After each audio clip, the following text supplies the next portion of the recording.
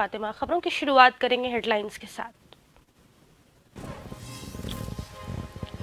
CM Dhami सृष्टि पत्र को लेकर गंभीर, कहा इस पर हो रहा लगातार काम, जो विषय था उस पर लिया जा चुका है निर्णय, 10 साल के विजन को लेकर बढ़ रहे आगे।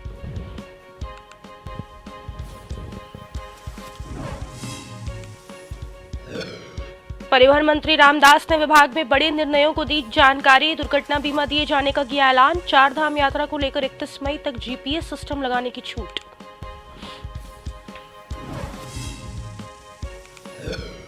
कांग्रेस प्रदेश अध्यक्ष महारा ने सरकार की कार्यशैली पर उठाए सवाल, कहा सीएम को राजधर्म सीखना चाहिए, लैंड जिहाद पर साधा निशाना।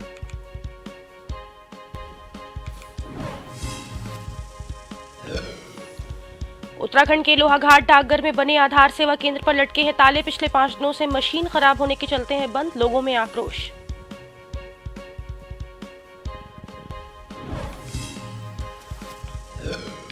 देहरादून के प्रेमनगर में बुजुर्ग महिला की हत्या, ड्राइंग रूम में खून से लथपथ मिला शव, गला रेत कर किया मर्डर, पुलिस ने सीसीटीवी के उठाए फुटेज।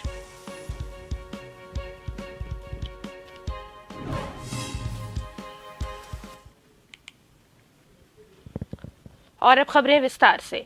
मुख्यमंत्री पुष्कर सिंह धामी ने कहा कि उनकी सरकार दृष्टि पत्र को लेकर काफी गंभीर है। दृष्टि पत्र को लेकर सरकार लगातार काम कर रही है। 1 साल के अंदर ही दृष्टि पत्र में जो विषय था उस पर निर्णय लिया जा चुका है। सरकार आगे भी 10 साल के विजन डॉक्यूमेंट को लेकर आगे बढ़ रही है और दृढ़ संकल्प के साथ उसे पूरा करेगी।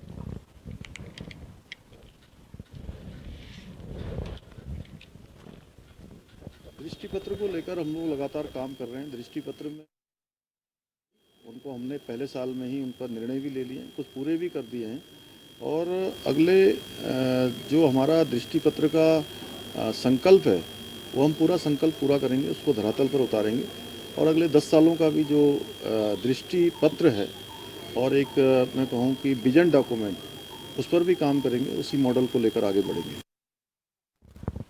लैंड जिहाद को लेकर मुख्यमंत्री पुष्कर सिंह धामी के फैसले की विपक्ष के विधायकों द्वारा की गई तारीफ के बाद मुख्यमंत्री का साफ कहना है कि उत्तराखंड में लैंड जिहाद को लेकर बड़ा फैसला लिया है ताकि सरकारी जमीनों पर अवैध कब्जे हटाए जा सके। सीएम ने कहा कि यह कोई राजनीतिक विषय नहीं है, लेकिन यदि विपक्ष के लोग भी इसकी सराहना कर रहे हैं तो यह अच्छी बात है। उनका कहना है कि लैंड जिहाद से संबंधित जितने भी मामले उत्तराखंड में हैं उन सब पर बड़े स्तर पर कार्रवाई की जाएगी।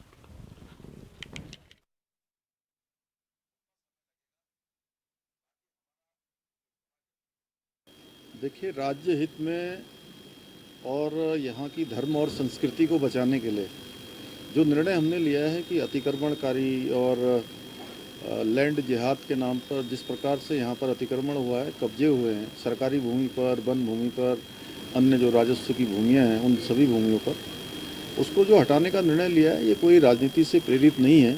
इसमें उत्तराखंड के हर जन को इसमें भागीदार होना चाहिए और हर जन को निश्चित रूप से कहीं ना कहीं ये विषय ऐसा है कि इसमें आगे आकर सबको कहना चाहिए कि नहीं, ये विषय जो सरकार ने चलाया है, जिस ओर प्रशासन बढ़ रहा है वो उचित है और ये उत्तराखंड राज्य के हित में है। 22 अप्रैल से शुरू होने वाली 4 धाम यात्रा को लेकर मुख्यमंत्री लगातार मॉनिटरिंग कर रहे हैं। मुख्यमंत्री ने कहा कि अभी तक 4 बड़ी बैठकें हो चुकी हैं, जबकि विभागीय स्तर पर भी लगातार मंत्रियों द्वारा बैठकें की जा रही है। उन्होंने कहा कि 4 धाम पूरी तरह से यात्रा के लिए तैयार है। वहीं जोशीमठ को लेकर भी मुख्यमंत्री पुष्कर सिंह धामी ने स्थिति स्पष्ट करते हुए कहा कि जोशीमठ यात्रा के लिए पूरी तरह से तैयार है।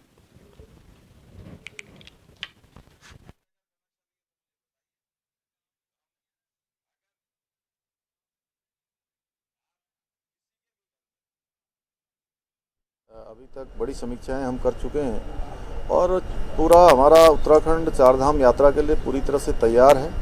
पिछले दिनों में जोशीमठ भी गया था। जोशीमठ के लोगों ने एक बड़ा आयोजन जोशीमठ ओली मैराथन के नाम से किया था, जिसमें देश भर के लोगों ने आकर भाग लिया था और पूरे भारतवर्ष के लोगों को, आने वाले सैलानियों को, आने वाले पर्यटकों को एक संदेश वहाँ से सब लोगों ने दिया था कि जोशीमठ भी 4 धाम यात्रा के लिए पूरी तरह से तैयार है।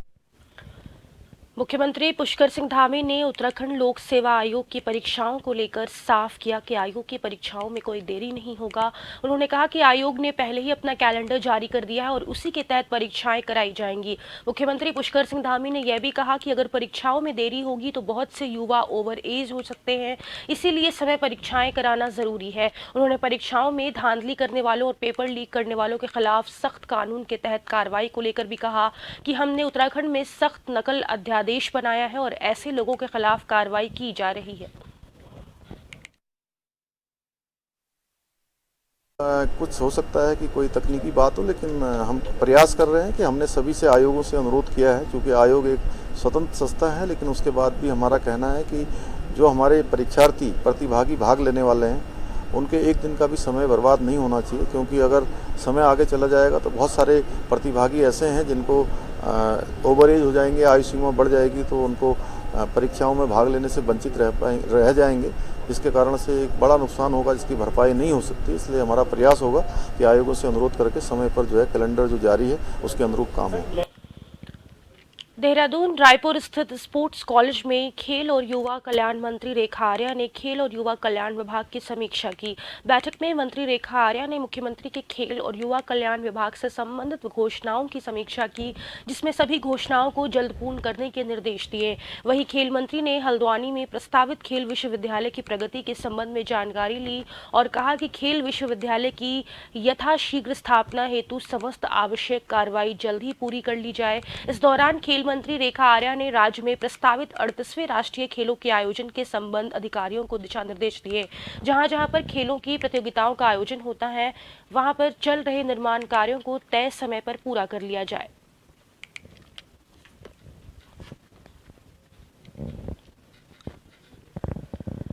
परिवहन मंत्री चंदन रामदास ने परिवहन विभाग के द्वारा लिए गए कुछ बड़े निर्णय की जानकारी दी है, जिसके तहत उत्तराखंड परिवहन निगम की बस में सफर करने पर दुर्घटना घटित होने पर दुर्घटना बीमा दिए जाने का ऐलान किया, जिसके तहत 5 लाख का दुर्घटना बीमा मृतक के परिजनों को उत्तराखंड परिवहन निगम देगा, तो वहीं 2 लाख प्रदेश सरकार की तरफ से भी दिए जाएंगे। 4 धाम यात्रा को देखते हुए वाहनों में जीपीएस सिस्टम लगाने को लेकर 31 मई तक छूट प्रदान कर दी गई है। 31 मई के बाद जीपीएस सिस्टम वाहन में लगाना अनिवार्य होगा, तभी जाकर ग्रीन कार्ड की मान्यता 4 धाम यात्रा के दौरान होगी। जो कल मेरी जो सूचना मिली है, मात्र 200 ग्रीन कार्ड बने हैं और 4 धाम यात्रा में मात्र 10-12 दिन रह गए हैं। तो कल रोटेशन समिति, जीएमओ, केएमओ, टैक्सी, मैक्सी यूनियन के सभी पदाधिकारियों के साथ हमारी बैठक हुई। तो उन्होंने हमसे अनुरोध किया कि हमको अब 31 मई तक ग्रीन कार्ड में जीपीएस की छूट दे दीजिए। हमने कहा आपको हमने कई बार ये चीजें दे दी हैं। तो उन्होंने वायदा किया है कि यदि 1 महीना हमारी यात्रा चलेगी तो हमारी आर्थिक स्थिति को ठीक हो जाएगी और हम 8-10 हजार का जीपीएस लगा लेंगे। तो ये तय हुआ है कल कि उनको 31 मई तक का जीपीएस लगाने का टाइम दिया है और आज से उनके ग्रीन कार्ड बनाने की मैंने आदेश जारी कर दिए। प्रधानमंत्री मोदी के विजन वाइब्रेंट विलेज योजना को आगे बढ़ाने के लिए केंद्रीय मंत्री का लगातार उत्तराखंड दौरा हो रहा है। हाल ही में केंद्रीय स्वास्थ्य मंत्री उत्तराखंड के दौरे पर रहे और सीमावर्ती क्षेत्रों के गांव में रात्रि विश्राम किया। अब 16 अप्रैल को केंद्रीय मंत्री पीयूष गोयल कुमाऊं पिथौरागढ़ दौरे पर आ रहे हैं। यहां वे सीमावर्ती गाँव में रात्रि विश्राम करेंगे। प्रधानमंत्री की इस योजना को लेकर मुख्यमंत्री पुष्कर सिंह धामी ने भी सराहना की है। उनका कहना है कि प्रधानमंत्री नरेंद्र मोदी का उत्तराखंड से विशेष लगाव है। उस सीमावर्ती गाँव में समानांतर बिकाऊ से उसके लिए लगातार केंद्रीय मंत्री के दौरे हो रहे हैं।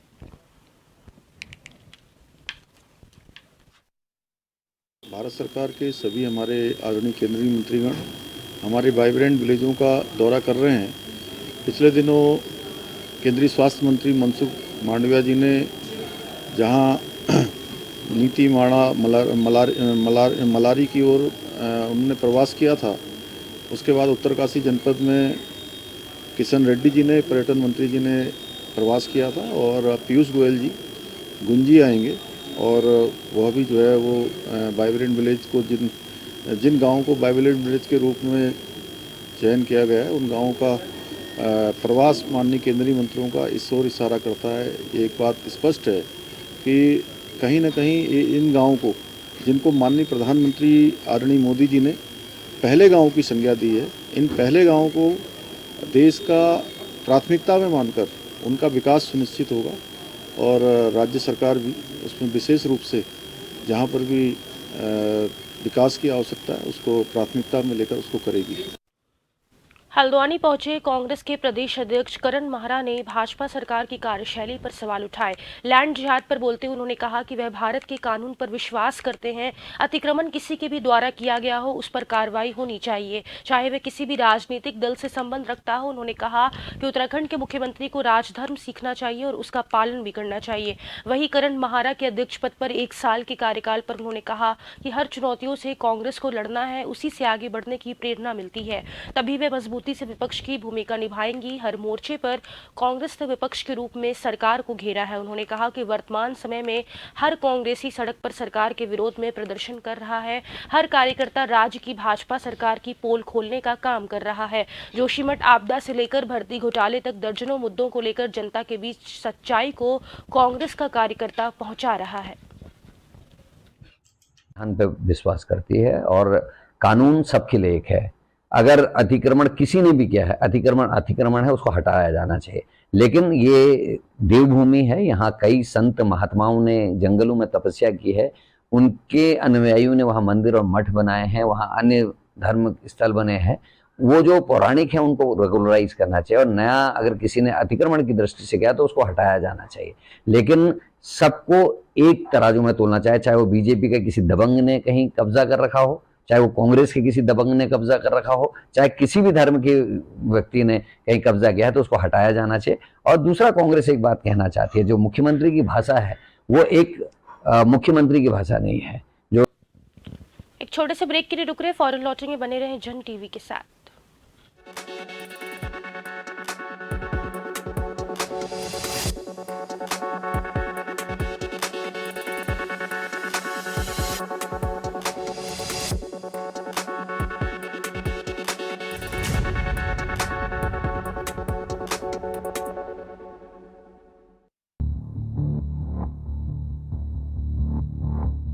खबर जो कभी बताती है सच तो कभी कराती है एहसास।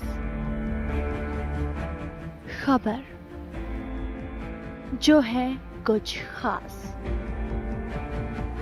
खबर ही तो है जो कभी बनती है राजनीति से तो कभी व्यापार से, कभी आती है खेल से तो कभी मनोरंजन से, कभी खुशी से तो कभी गम से। हाँ, खबर ही तो है। खबर थमती नहीं और ना ही थमेंगे हम, क्योंकि हम हैं जन टीवी, जन जन की आवाज।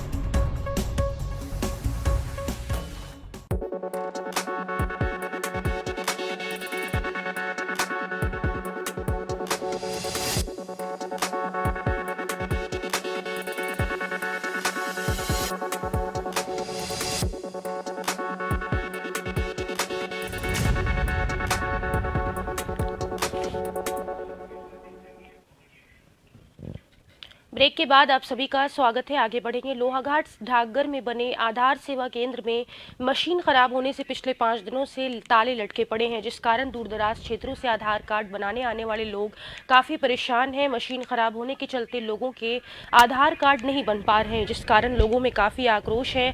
लोग आधार कार्ड बनाए बगैर वापस घरों को बेरंग लौटे हैं।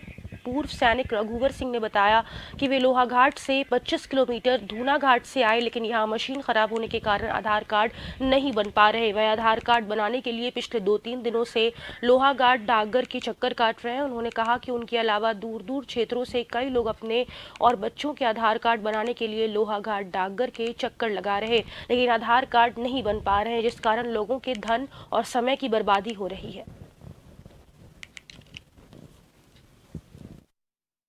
मेरे गांव से रोज सर 2 या 3, 4, 5 आदमी लगातार आ रहे हैं सर यहाँ आधार सेंटर में आधार बनाने के लिए, जो कि मशीन खराब होने के कारण धूनाघाट के अलावा अन्य जगहों से भी सर यहाँ पर आधार सेंटर लोहाघाट में 20 से 25 आदमी डेली आते हैं, जो कि 5 दिनों से मशीन खराब होने के कारण आदमी इतनी दूर से आने के बाद अपना टिकट खर्चा कर करके वापस घर को जा रहा है सर, और आधार बन नहीं पा रहे हैं।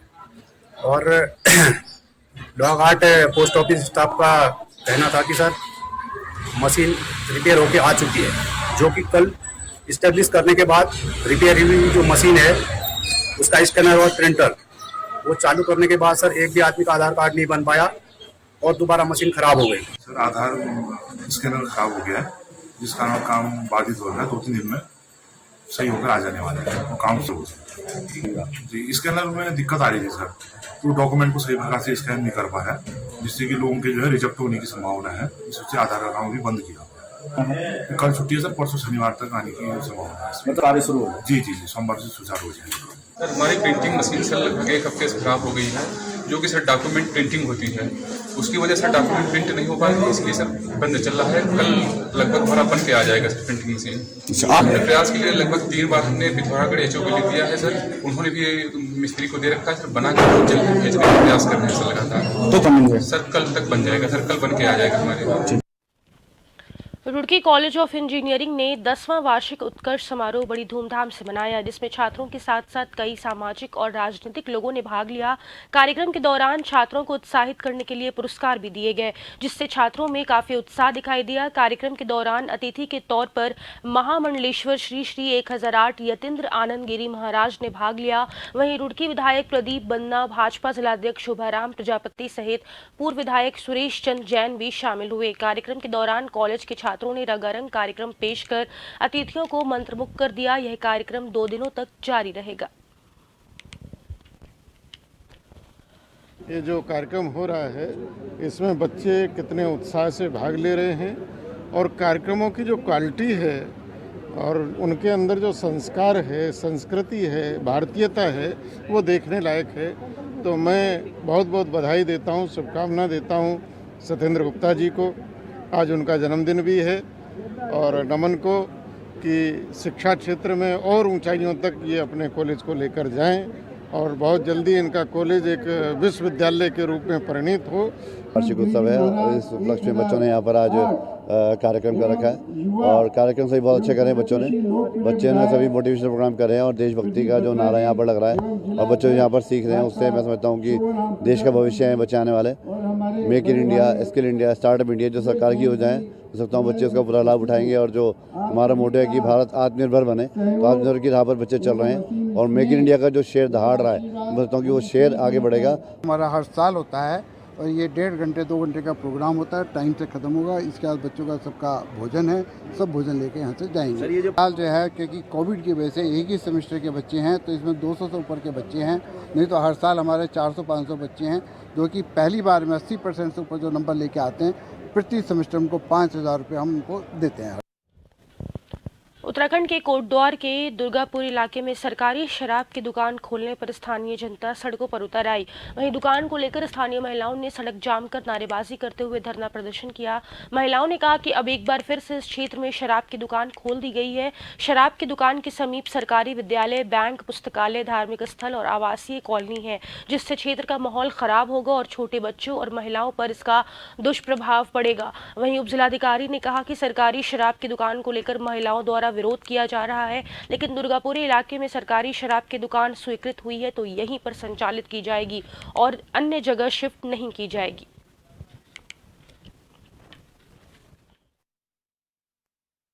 ठेका खुल रहा है जो कि हम नहीं चाहते, क्योंकि यहाँ पर यह है कि महिलाएं आती रहती है और ये मतलब राजनीति ना होकर एक सामाजिक उससे देखा जाए, यहाँ पे महिलाओं को आकर इस ठेके को बंद करना चाहिए। जहाँ से ये ठेका था वहीं जाए, क्योंकि रात बिरात लेडीज़ यहाँ पे घूमती हैं। यहाँ पे वेडिंग पॉइंट है, लोग बेफिक्र होकर यहाँ पर आते हैं। लेडीज़ आए थे बिना मर्दों के आ जाती हैं। क्या वो 10 बजे के बाद आ पाएंगी या शाम को आ पाएंगी? ये चौराहे में खुल रहा है सर। इसको मतलब ये है कि हम ठेके के खिलाफ नहीं है, पर हम ये चाहते हैं कि ठेका वहाँ खुले जाए जहाँ पर मैं सुनसान है। पीने वाले तो वहाँ भी जाएंगे, पर यहाँ से हटना चाहिए, दुर्गापुर चौराहे में नहीं होना चाहिए। दुर्गापुरी में कमांडपुर में एक दुकान यहाँ पर खुली गई है और दुकान जो पूर्व से खुली हुई थी 2018 में इसको खोल दिया गया था और इसका कुछ साइड थोड़ा चेंज की गई है और कमांडपुर के अंदर इसको रखा जा रहा है। हम लोग कुछ महिलाओं के द्वारा इसका विरोध किया जा रहा था, तो उसकी साइड चेंज करते हुए अन्य साइड को भी लिखा जा रहा है।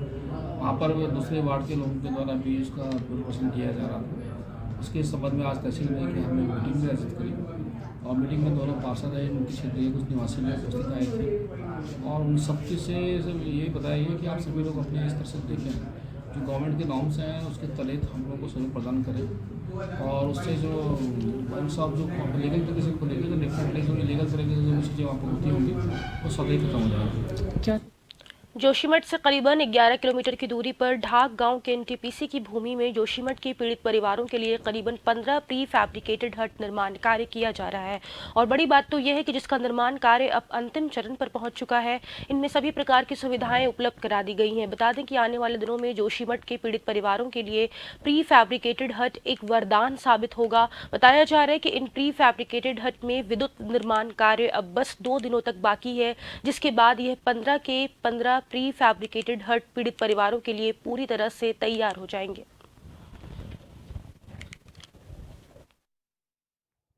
उत्तराखंड सरकार द्वारा जो 15 प्री फैब्रिकेटेड हट सिंगल BHK 2 BHK बनकर तैयार हैं और आने वाले दिनों में कुछ इस प्रकार के और हट यहाँ पर तैयार होंगे और इसका डेमो अगर आप देखना चाहेंगे जोशीमठ की जो उद्यान विभाग की जो भूमि है उस पर भी 3 डेमो बन के तैयार हो चुके हैं, जिसका निरीक्षण अभी कुछ दिन पूर्व माननीय मुख्यमंत्री उत्तराखंड सरकार जी ने वहाँ पर निरीक्षण किया और मैं माननीय मुख्यमंत्री उत्तराखंड सरकार का भी बहुत बहुत धन्यवाद करना चाहूँगा। माननीय प्रधानमंत्री भारत सरकार का भी बहुत बहुत धन्यवाद करना चाहूँगा कि आपने पीड़ित परिवार के पुनर्वास के लिए उचित कदम उठाया। तो ये जब शुरू में बन रहे थे तो इनमें क्या था, फाइबर की जो सीट थी वो लगी नहीं थी, तो हमने अंडरग्राउंड वायरिंग करके डाली थी। उसके बाद यहाँ पे पेच लगे, इन्होंने जो फाइबर लगाया तो उसमें हमारी कुछ वायरिंग दबी गई, फिर हमें अभी दोबारा करना पड़ रहा है बैटन डाल के।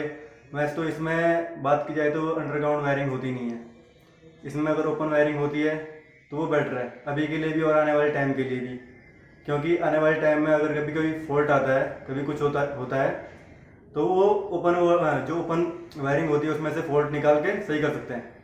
ठीक है, और अभी 15 बने तो 15 में से हमारा काम फिलहाल लगभग पूरा हो गया है और अभी बचे हैं सिर्फ 2।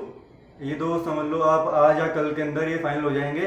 बाकी अर्थिंग वगैरह जो भी था हमारा सारा कंप्लीट हो चुका है। देहरादून के प्रेमनगर थाना क्षेत्र में अकेली रहने वाली बुजुर्ग महिला की गला रेत कर हत्या कर दी गई। खून से लथपथ शव ड्राइंग रूम में मिला। घर का सारा सामान व्यवस्थित था, लिहाजा पुलिस लूट की आशंका से इनकार कर रही है। आसपास के सीसीटीवी कैमरों की फुटेज जांची जा रही है। एसपी सिटी सरिता डुभाल ने जानकारी दी। मृतका की बेटी गाजियाबाद में रहती हैं, जिसने सूचना देकर पुलिस को इस मामले की जानकारी दी।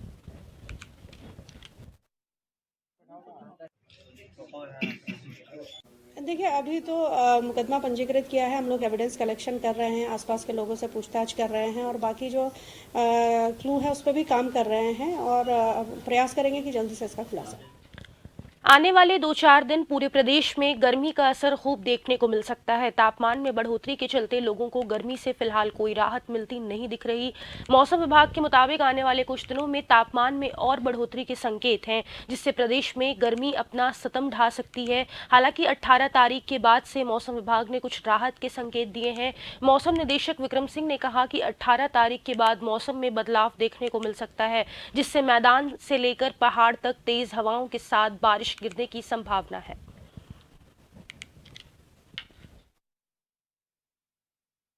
उत्तराखंड के लिए मौसम की बात करें, आज 13 तारीख अप्रैल की हो गई है, तो अभी 4 से 5 दिन देखेंगे कि मौसम करीब करीब साफ ही रहने वाला है और जो तापमान है वो अभी 2 से 3 डिग्री और भी बढ़ेंगे। और आप देखेंगे कि ज़्यादातर जगहों में वो जो है सामान्य से करीब 4 से 5 डिग्री जो है 17-18 तारीख तक जब आप जाएंगे तो सामान्य से इतने ऊपर वो आएंगे। तो अभी 3 से 4 दिन मौसम साफ है, लेकिन जब 18 तारीख को आप जाते हैं तो 18 से मौसम में बदलाव होगा। शाम रात से 18 की जो है रेन थंडरस्टॉर्म एक्टिविटी शुरू होगी और उसका जो पीक है वो 19 और 20 को रहेगा। 19 तारीख को खासकर उसका पीक दिख रहा है। तो 19, 20, 21 में जो आप देखेंगे जो रेन थंडरस्टॉर्म एक्टिविटी है वो पूरे प्रदेश। देहरादून चारों धामों के मंदिरों में लगने वाली लंबी लंबी कतारों और दर्शन में लगने वाले कई कई घंटों के समय को देखते हुए दर्शनार्थियों की सुविधा के लिए दर्शन हेतु स्लॉट, टोकन वितरण और कतार प्रबंधन की व्यवस्था लागू की गई। पर्यटन मंत्री सतपाल महाराज ने कहा कि चारों धामों का सभी मंदिरों में लगने वाली कतारों और दर्शन में लगने वाले समय को देखते हुए